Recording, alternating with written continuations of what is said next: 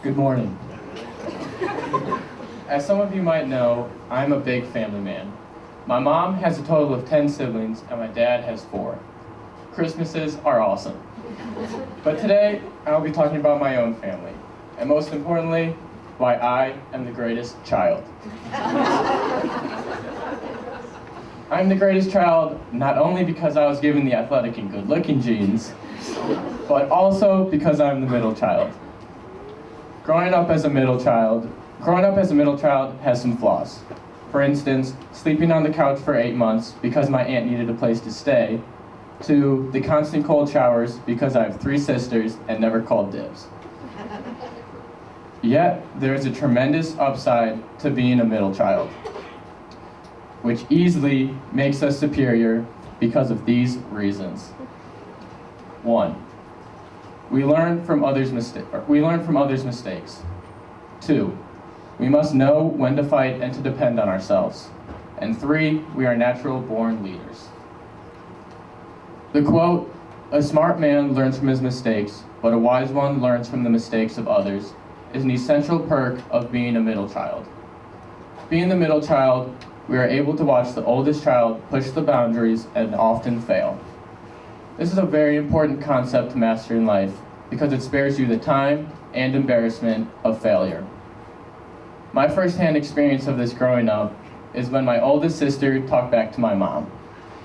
My mom then put soap in her mouth due to her poor behavior. That day I learned, no matter what, to never talk back to my mother.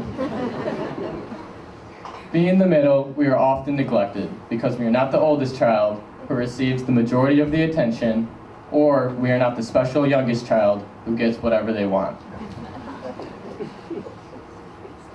We, unlike the other two, must adapt and fight for what we want. Through this, we develop skills to put ourselves out there to fight and navigate the situation to get what we need. An instance of this skill has been in my computer science classes. I took a gamble to enroll in computer science even though I had no idea what I was doing. But through the constant fight and perseverance, I was able to learn, pull through, and enjoy what I was doing. Us middles have a way of leading. 52% of our presidents have been middles, and we have courageous leaders such as Martin Luther King Jr., Michael Jordan, and Susan B. Anthony. We acquire the skill to lead since we are more patient, understanding, and justice seekers. The strongest example of when I reveal my leadership skills are when I'm on the baseball field.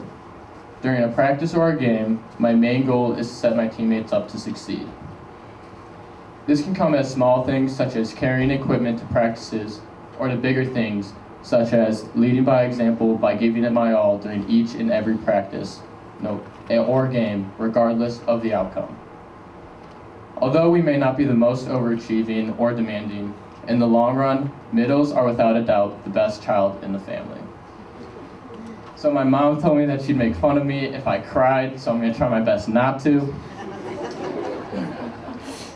So thank you to my sisters for the cold showers and always humbling me, sometimes a little too much. Thank you to my mom for being my biggest supporter. You constantly put us before you. You constantly put us before you by working extra hours or jobs. And thank you also for coming to all my baseball games, especially when they're 30 degrees and rainy. Thank you to my dad. You have taught me how to work, and when things get tough, to persevere and look on the bright side. You have been my biggest role model, and I hope